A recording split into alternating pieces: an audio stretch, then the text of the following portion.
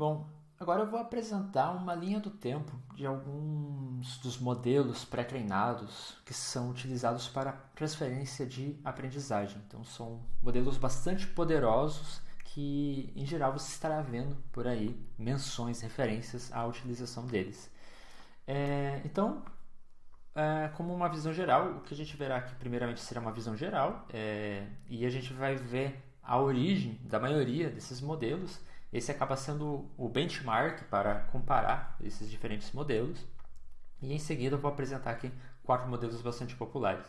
Então é como se fosse dando até um pequeno contexto histórico em cima do campo de Deep Learning, que acaba sendo esses tópicos aqui, esses modelos, é o que popularizou a utilização de Deep Learning, de aprendizagem profunda, para resolver problemas computacionais, com problemas de visão computacional.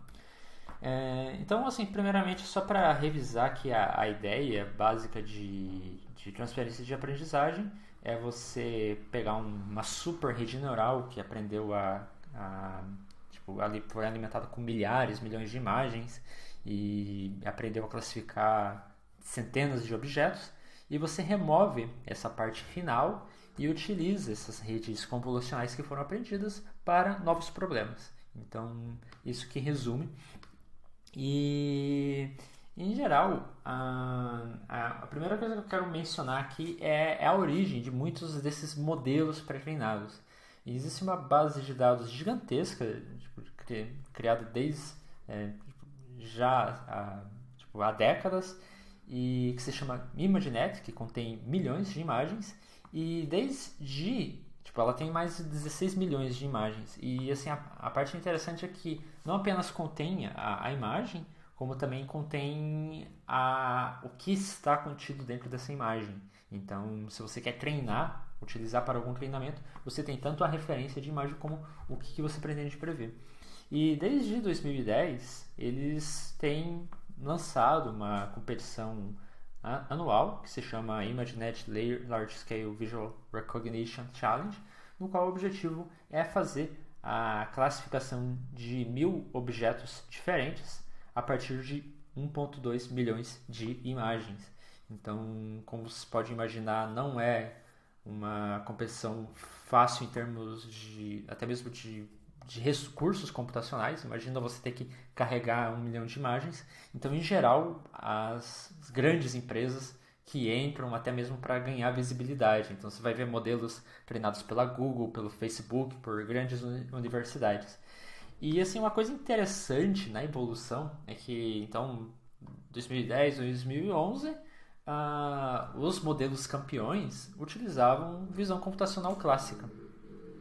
Ou seja, nenhuma assim, tinha redes neurais lá no meio. Eram métodos diferentes.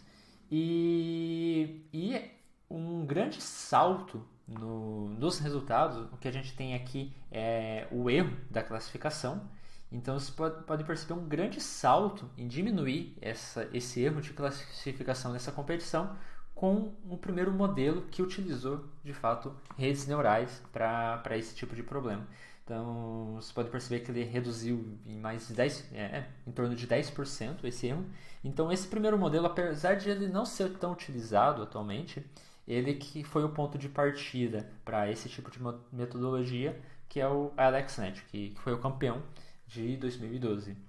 Em seguida, em 2013, o campeão ele apenas utilizou uma pequena variante desse de 2012, então não é assim tão, digamos, não tem nenhum grande destaque eu mencionar aqui, assim como boas práticas.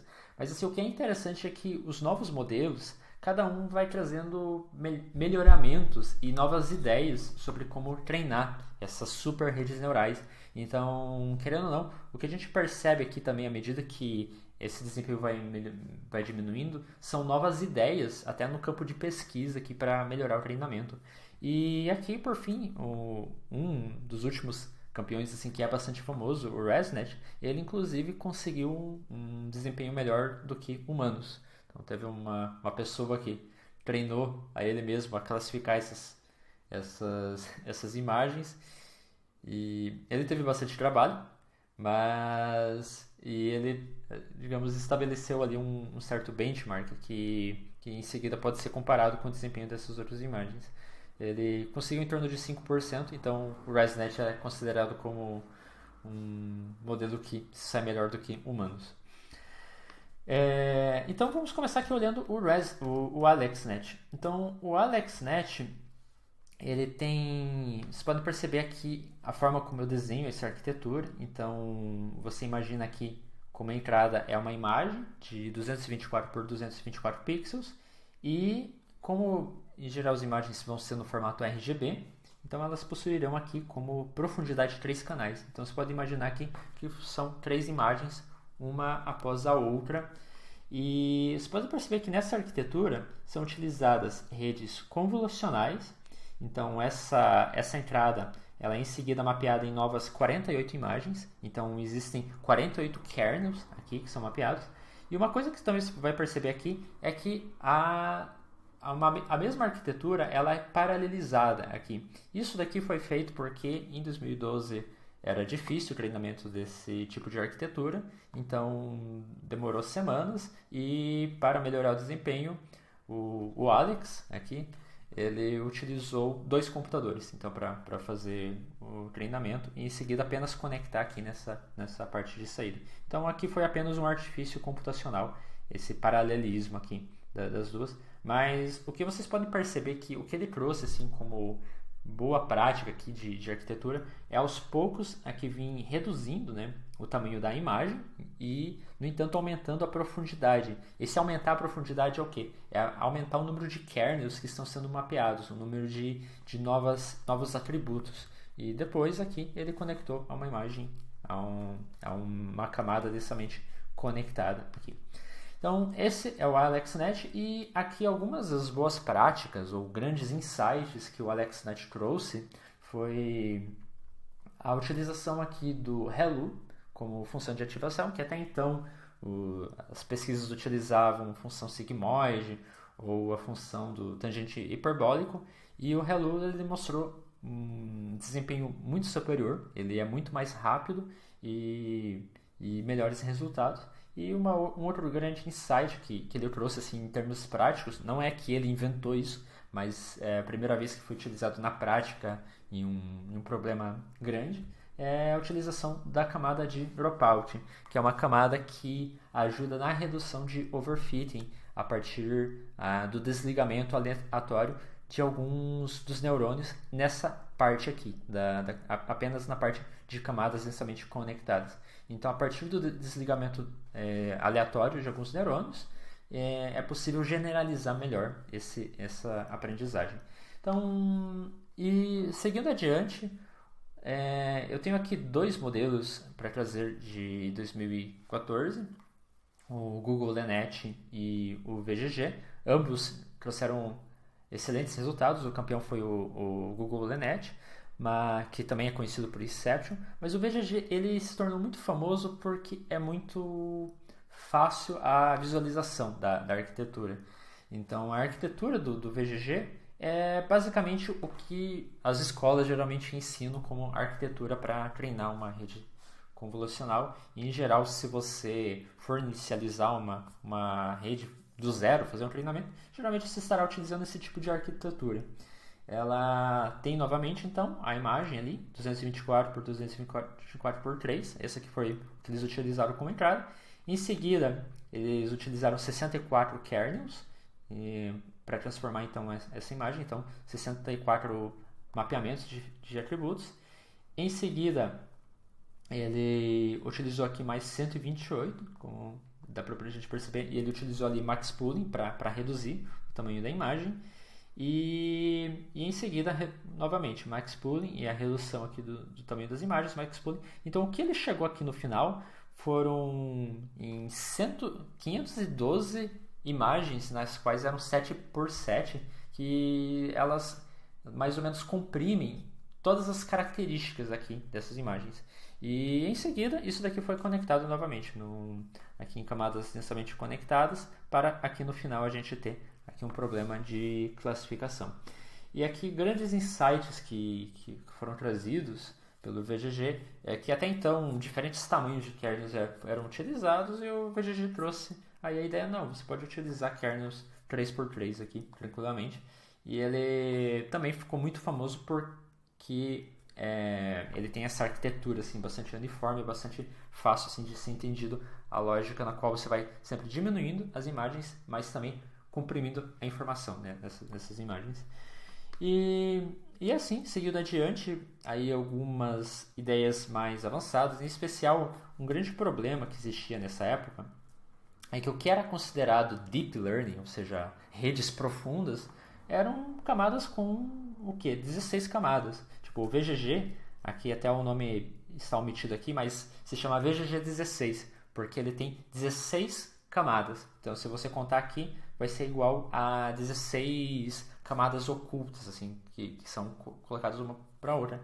E qual que era o problema? Assim, se você tentava camadas mais profundas, ocorria um problema chamado de vanishing gradients, ou seja, é como se os gradientes são as correções que você pretende fazer em cima dos pesos, que você imagina, aqui tem vários pesos que chegam aqui no final, aí há um erro, há uma correção que precisa ser feita, e essa correção ela é feita aqui em cima desses pesos. Em resumo, é uma derivada lá que você está querendo atualizar, só que ela depende da multiplicação de tudo isso. Então, imagina um número sendo multiplicado por ele mesmo 16 vezes. Se é um número menor que 1, ele tende a 0. Se é um número maior que 1, ele tende a 1. Então, era um grande desafio treinar camadas muito profundas. Então, até aquela época, uma camada profunda tinha 16 camadas. E aqui o Inception, ele trouxe algumas ideias para tentar lidar com esse problema, o vanishing gradient. Então, o que ele tem aqui é uma camada muito mais profunda, só que ele tem aqui o que são chamados de skip connections, no qual eu tenho aqui uma imagem que eu já mapeio para uma próxima imagem, para um próximo filtro convolucional, sem passar aqui por várias convoluções. Então é como se você estivesse paralelizando diferentes operações convolucionais para, em seguida, ir para a próxima camada. E vocês podem perceber aqui que a gente tem aqui a saída, mas aqui também ele repetiu essa mesma saída nesse cantinho, só também para melhorar esse fluxo dos gradientes. Mas assim, só para adiantar, apesar assim, de ser mais elegante, essa não é uma arquitetura muito utilizada atualmente, porque eu vou mostrar uma pequena invenção que acabou ajudando até mesmo a melhorar esse treinamento. Mas mesmo assim é interessante, assim, diferentes ideias que foram trazidas para tentar lidar com esse problema, né, do vanishing gradient. Então, os dois grandes insights, né, que foram trazidos é a utilização desse módulo. Você chama esse módulo aqui, né, com essas operações em paralelo, se chama Inception.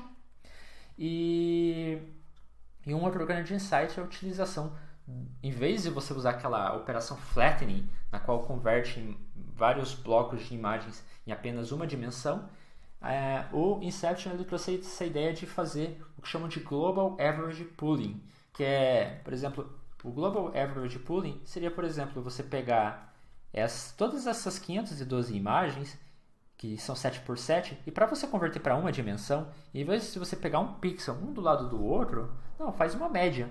Faz uma média ao longo de todas essas 512 imagens para cada um desses 7x7 pixels. Então, no final, você vai ter apenas uma imagem que é 512, 7x7, mas que é a média ao longo dessas 512 imagens. Aqui eu apenas preciso recapitular se eu vou ter no final uma dimensão de 512 ou uma dimensão que seria 7x7.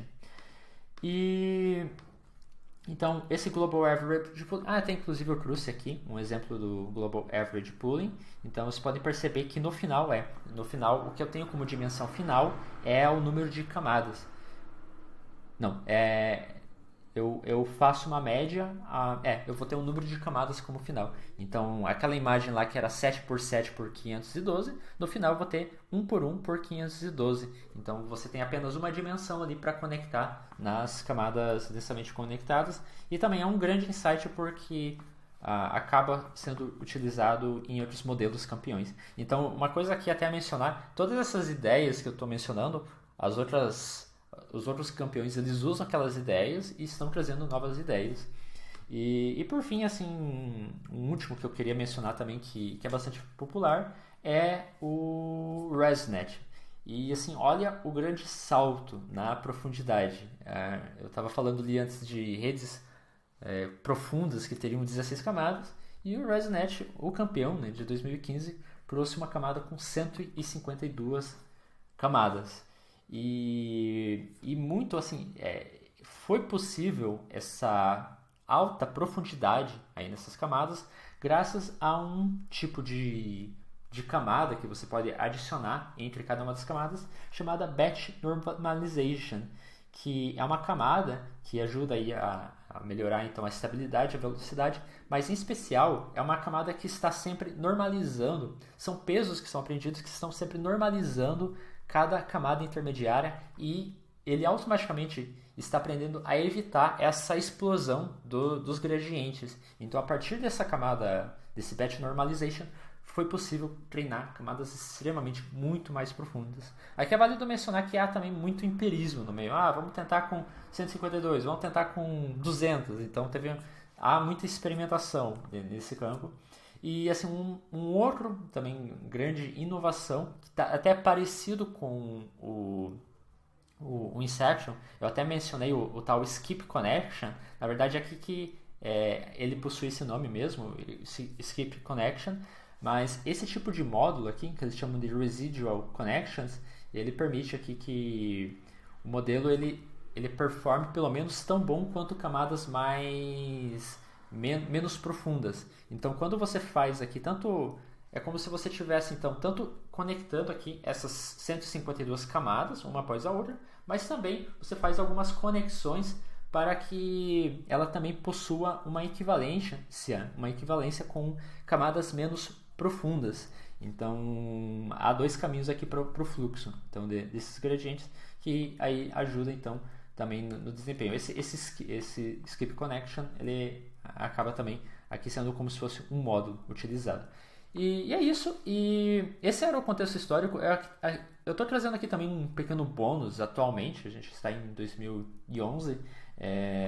Que existe agora hoje em dia dezenas de modelos. A competição ResNet, desculpa, ImageNet nem tem mais, mas eles ainda utilizam essa base ImageNet para a comparação de desempenhos. E hoje em dia, um modelo que é considerado o estado da arte para esses problemas é o EfficientNet.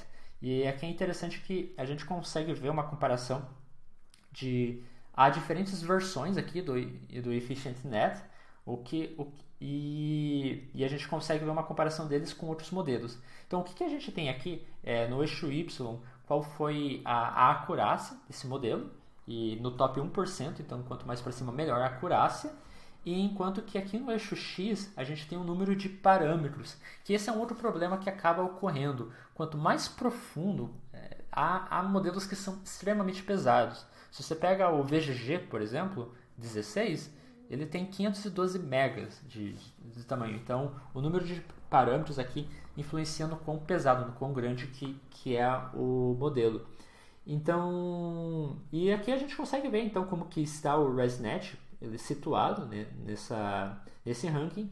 E aqui o EfficientNet ele tem diferentes versões neles. Então o B7 ele é o mais pesado, no entanto que tem o melhor desempenho. No entanto, se você quer, por exemplo, um modelo para rodar em um celular, você vai querer um modelo mais leve. Então talvez você estará aqui importando um B4, que ele é mais leve que o ResNet, mas 10% melhor. Aqui também é válido mencionar que essa métrica que ele está mostrando aqui é a acurácia de 1%, que em geral duas métricas são utilizadas. É o top 1% de acurácia e o top 5%. Então, ele está mostrando se uma imagem ela se encontra entre o 1% da classificação, ou seja,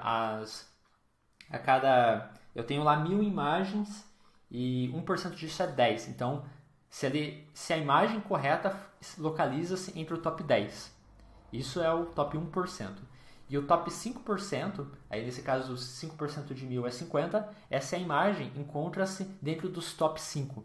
Então, o erro, lá que eu mostrei como métrica anterior, era o top 5%, enquanto que aqui é o top 1%, que é uma métrica muito mais difícil você conseguir. Então, 84% quer dizer que 84% das vezes, dessas milhões de imagens, a imagem correta a ser classificada estava no top 10 dessas 1000 imagens. Então é isso. Então aqui é praticamente um contexto histórico, também trazendo um pouco de boas práticas e assim também para que vocês aprendam sobre modelos que talvez vocês estarão utilizando aí para esses problemas de transferência de aprendizagens. Então, trazendo novamente os principais insights, o LXNet ele trouxe o Hello como função de ativação e o Dropout nas camadas densamente conectadas. O VGG trouxe uma arquitetura clássica que geralmente a gente verá, se a gente estiver implementando na mão, a gente estará utilizando uma arquitetura parecida com o VGG. E o Inception ele trouxe esse paralelismo aí de operações e também essa operação Global Average Pooling no final, em vez de utilizar um Flattening. E por fim, o ResNet ele trouxe aqui tanto o Batch Normalization, não é que ele inventou, né? Foi inventado e ele utilizou essa técnica em um problema prático e também essa conexão aqui residual. Então é isso. Então aqui a gente finaliza então essa visão geral de modelos de transferência de aprendizagem.